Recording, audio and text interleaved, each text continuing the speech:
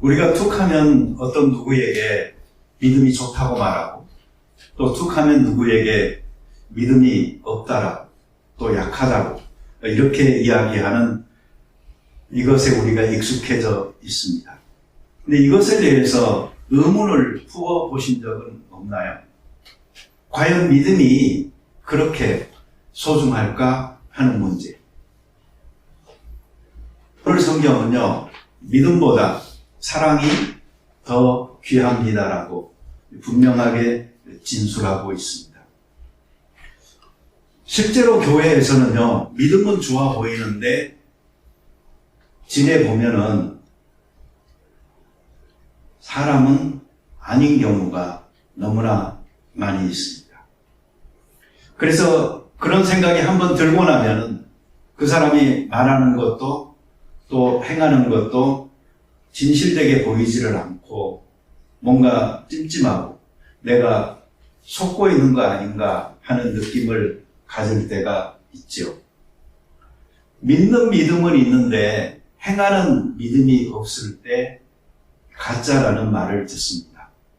사실 요즘 그리스도인들이 그리고 교회가 세상 사람들에게 별로 안 좋게 비춰지는 이유가 믿음은 있다고 하는데 그 믿음의 행함인 사랑이 없는 것처럼 보이기 때문에 욕을 먹고 있는 경우가 많이 있습니다. 이런 욕은 조금 먹어도 괜찮습니다. 왜 그런가 하니 믿음이 성장하고 참 믿음이 되고 하면은 그러한 것들은 보완될 수가 있기 때문입니다. 반대의 경우가 교회는 훨씬 더 위험한 것이죠.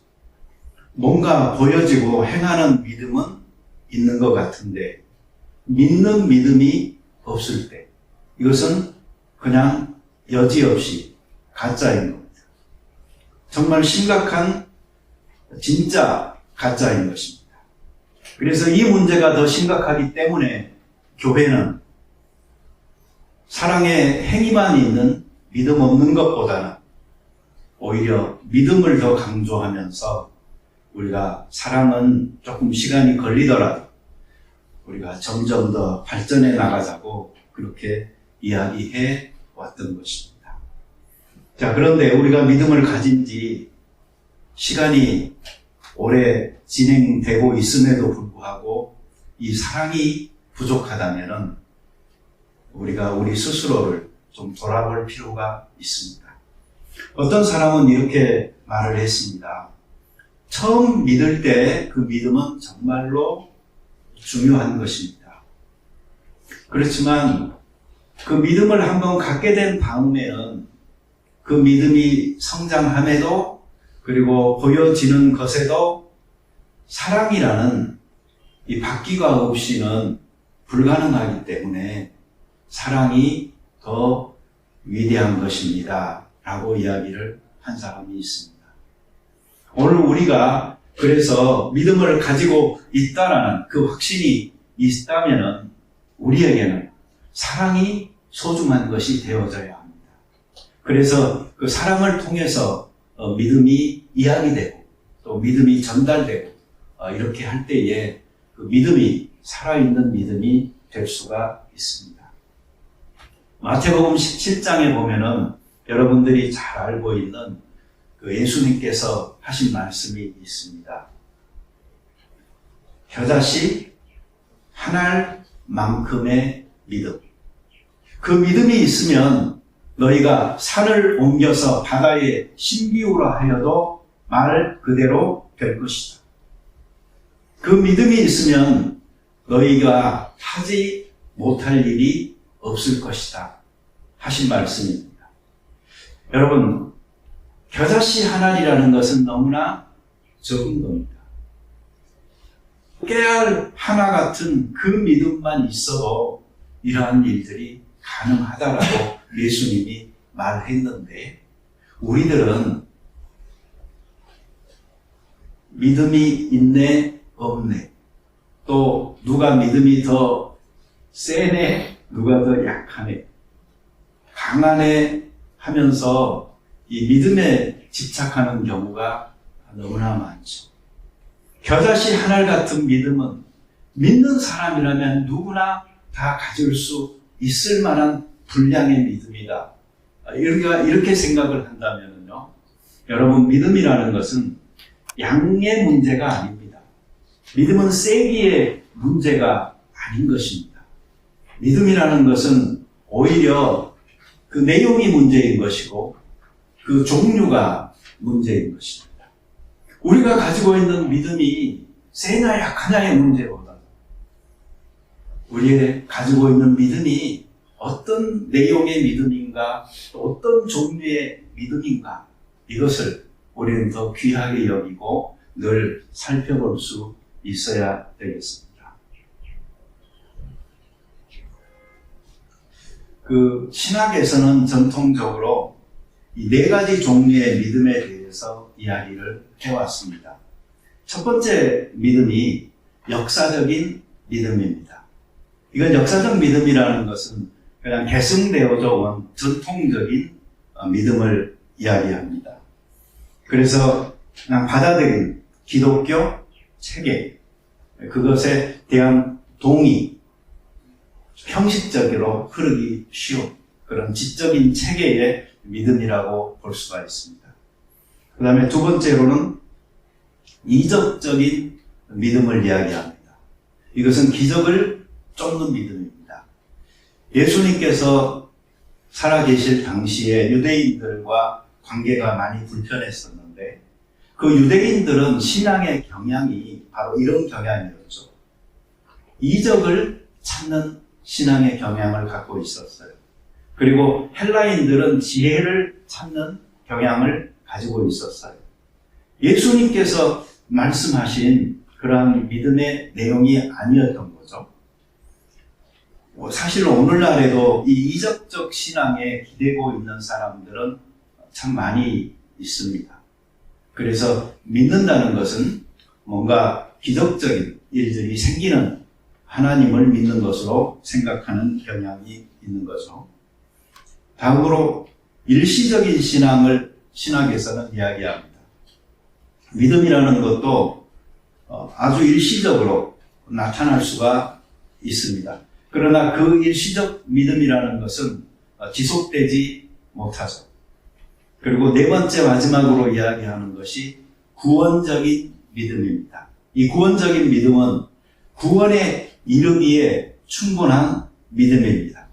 하나의 사건으로서 내가 접한, 그래서 내게 생긴, 그래서 내게 내면하니, 그리고 나의 고백으로 이루어진 믿음이 바로 이 믿음입니다. 여러분, 성경에서 지금은 사랑이 믿음보다 위대합니다라고 말할 때 그 믿음이 이 구원에 이르는 믿음을 의미하지는 않습니다. 한번 그 본문을 많이 읽어보세요. 거기에 뭐라고 되어 있죠? 산을 옮기는 믿음이라고 되어져 있습니다. 바로 그 믿음이 이적적인 믿음입니다. 기적을 행하고 기적을 쫓고 기적 중심의 그 믿음, 그것은 사랑이 없이는 아무것도 아니다라고 이야기하고 있는 것입니다.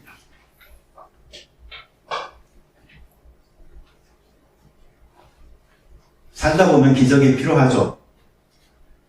그래서 믿음 생활은 기적의 하나님을 믿고 기적을 강구하고 또 기적을 체험하는 것이다 라고 우리가 생각하고 살기가 쉬운데, 그 기적을 강조하고 어떤 병을 고치고 치유하고 또 귀신을 내쫓고 하는 많은 하나님의 종들의 경우를 역사적으로 이렇게 길게 살펴보잖아요.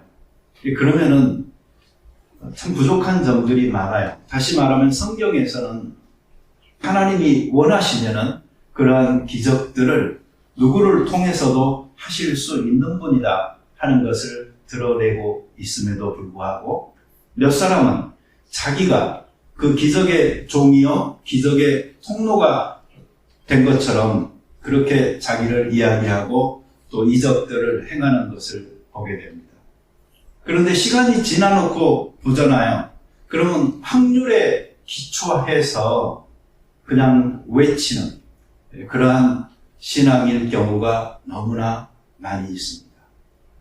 그렇게 확률에 의거한다면은 오히려 그것을 많이 행한 사람일수록 또 실제로 기적이 생기는 일들도 더 많이 일어날 터이니까 더 많이 그렇게 행하면은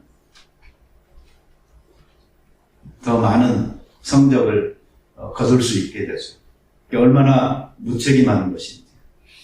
그래서 저는 양심적으로 말하고 또 그 사람들도 그렇게 하나님 앞에 설 수 있다면요, 이렇게 말할 수 있어야 됩니다. 기적을 행하시는 분은 하나님이시고 하나님은 원하시면 누구를 통해서도 그 기적을 하실 수 있습니다. 내가 아무리 하나님의 종이고 또 신유의 은사가 있는 사람으로 알려졌다 할지라도 내가 기도한다고 다 낫고 치유받는 것 아닙니다. 실패할 때가 더 많이 있습니다.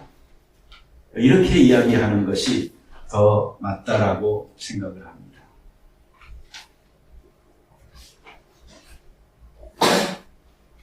그래서 오늘 여기 산을 옮기는 믿음, 저것이 왜 사람보다 더 위대하지 않는가?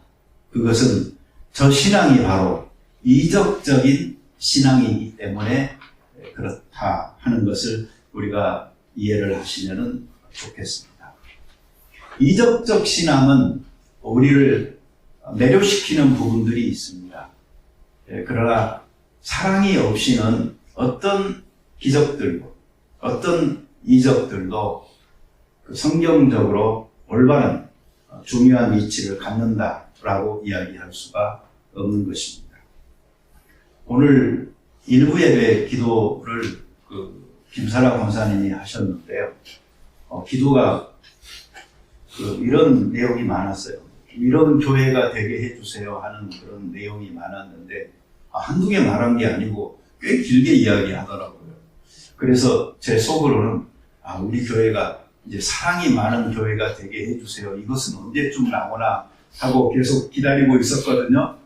근데 역시 실망시키지 않고 그 말이 나왔습니다. 근데 우리 주일학교 어린이들 사랑하는 그런 교회가 되게 해주세요. 이렇게 기도를 하셨어요.